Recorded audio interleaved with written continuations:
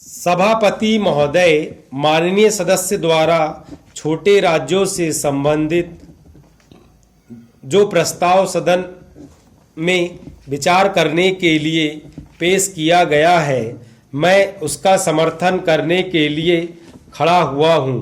मैं इस प्रस्ताव का समर्थन इसलिए नहीं कर रहा हूं कि हमारे दल के घोषणा पत्र में छोटे राज्यों के निर्माण की मांग का समर्थन है, बल्कि इसलिए कि इन राज्यों की मांग वास्तव में यहाँ की जनता की मांग है।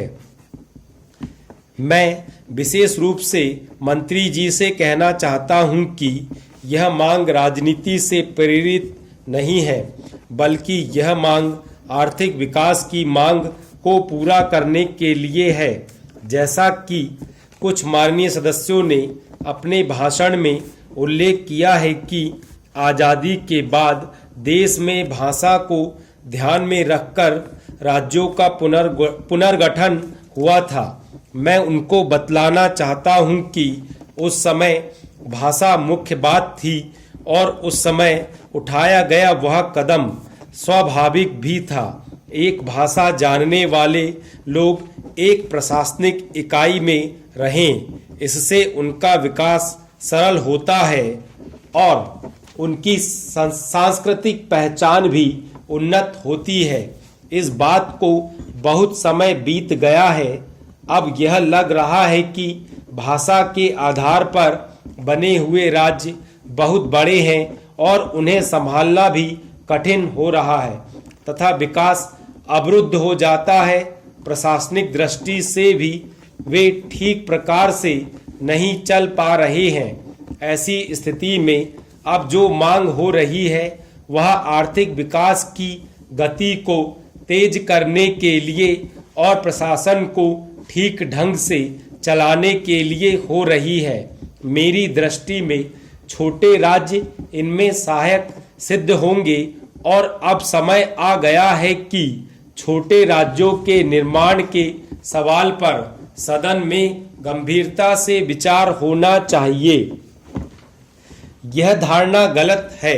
जैसा कि मुझसे पूर्व वक्ता कह रहे थे कि छोटे राज्यों के निर्माण से देश कमजोर हो जाएगा। असल में छोटे राज्यों का निर्माण देश की प्रगति में सहायक होगा। मैं इस बात को भी साफ कर देना चाहता हूं कि यदि इस राज्य का परिस्थितियों के अनुसार विभाजन किया जाता है तो उसका असर उसके पड़ोसी राज्यों पर नहीं पड़ेगा। विभाजन से मेरा आशय देश के टुकड़े करने से नहीं है, बल्कि राज्यों के पुनर्गठन से है।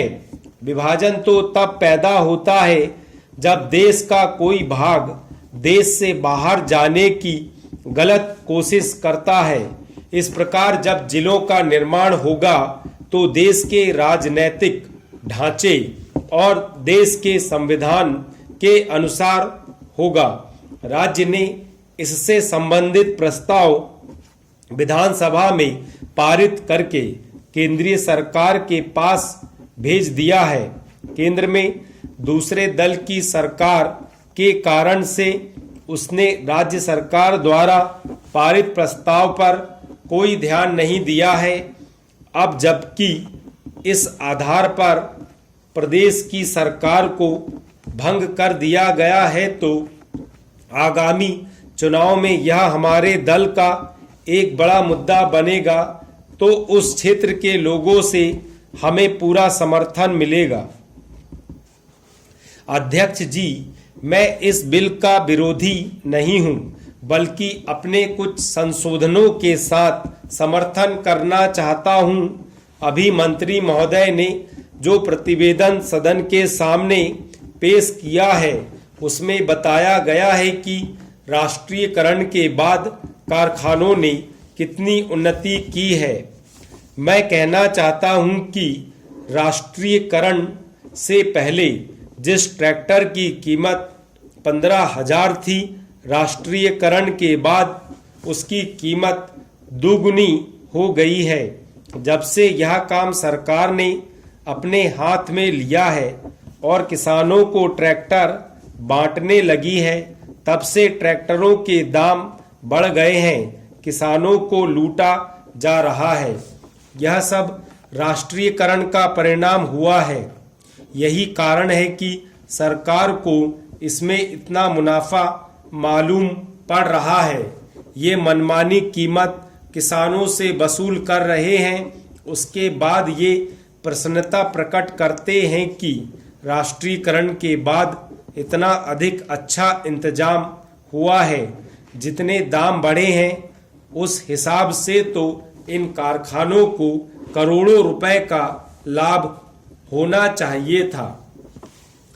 अध्यक्ष महोदय, मैं राष्ट्रीयकरण का विरोधी नहीं हूं।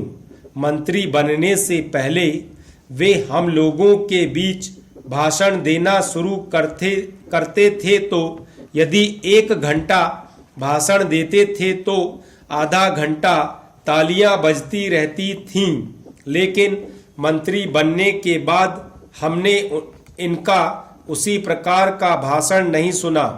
आजकल तो जो सरकारी अधिकारी उनसे कहते हैं उसे वे आसानी से समझ लेते हैं और अपनी बातें भूल जाते हैं। इसलिए इस बिल में मैंने जो संशोधन किया है उसके द्वारा मैं चाहता हूं कि यह जो इतनी बड़ी लूट राष्ट्रीयकरण के बाद किसानों की हो रही है वह समाप्त हो।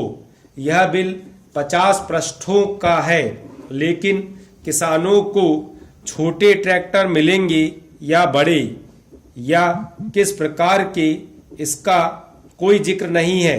सारे देश में कानून के द्वारा किसानों के पास छोटी छोटी जमीनें होती हैं, लेकिन ट्रैक्टर का कारखाना अभी तक बड़े ट्रैक्टर ही बना रहा है। ट्रैक्टरों के दाम भी बहुत बढ़ गए हैं। यदि किसानों को ट्रैक्टर खरीदने के लिए सरकारी कर्ज ना मिले तो कोई किसान इतना महंगा ट्रैक्टर नहीं खरीद सकता।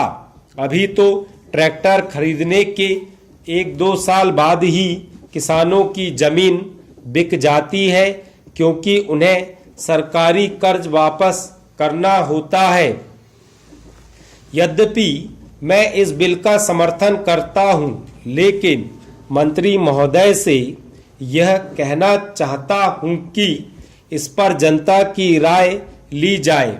इसके साथ ही ऐसा बिल भी लाया जाए जिसमें यह विवरण हो कि ट्रैक्टर महंगा होगा या सस्ता होगा, कितने हॉर्स पावर का उसमें इंजन होगा। इस बिल में यह भी प्रावधान होना चाहिए कि राष्ट्रीयकरण के बाद जो भ्रष्टाचार या लापरवाही बढ़ गई है उसको कैसे मिटाया जाएगा।